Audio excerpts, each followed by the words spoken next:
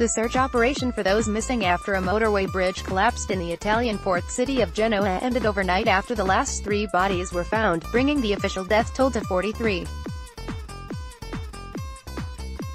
A 200-meter section of the Morandi Bridge gave way in busy traffic on Tuesday, plunging vehicles and chunks of concrete and twisted metal to the ground 50 meters 165 feet below.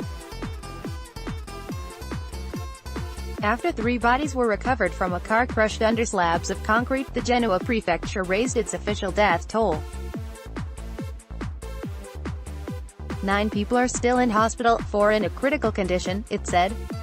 Story continues below advertisement. While all those listed as missing had now been accounted for, Fire Brigade official Stefano Zanna told Sky TG24, "Our work continues in order to have the full certainty that nobody has been left under the rubble."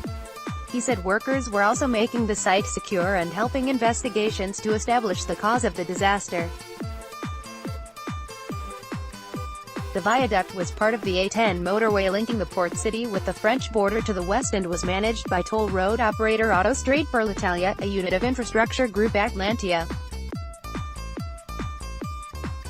Autostrade pledged €500 million on Saturday to rebuild the bridge and set up funds to immediately assist the families of the victims and those displaced from their homes by the collapse and reconstruction work.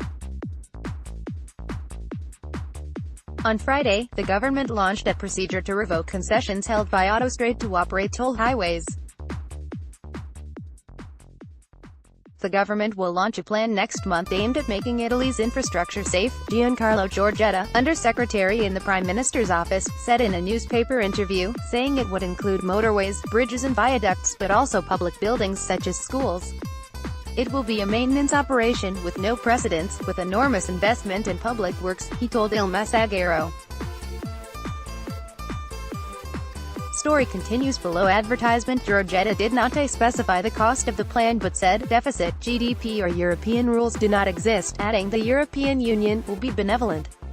The European Commission limits the budget deficit of EU member states to 3% of GDP.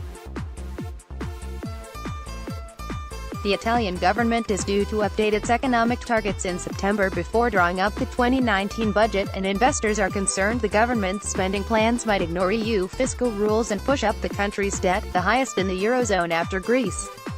Asked whether the government would halt the procedure against Autostrade if investigators found the group had no responsibility for the bridge collapse, Giorgetta did not answer.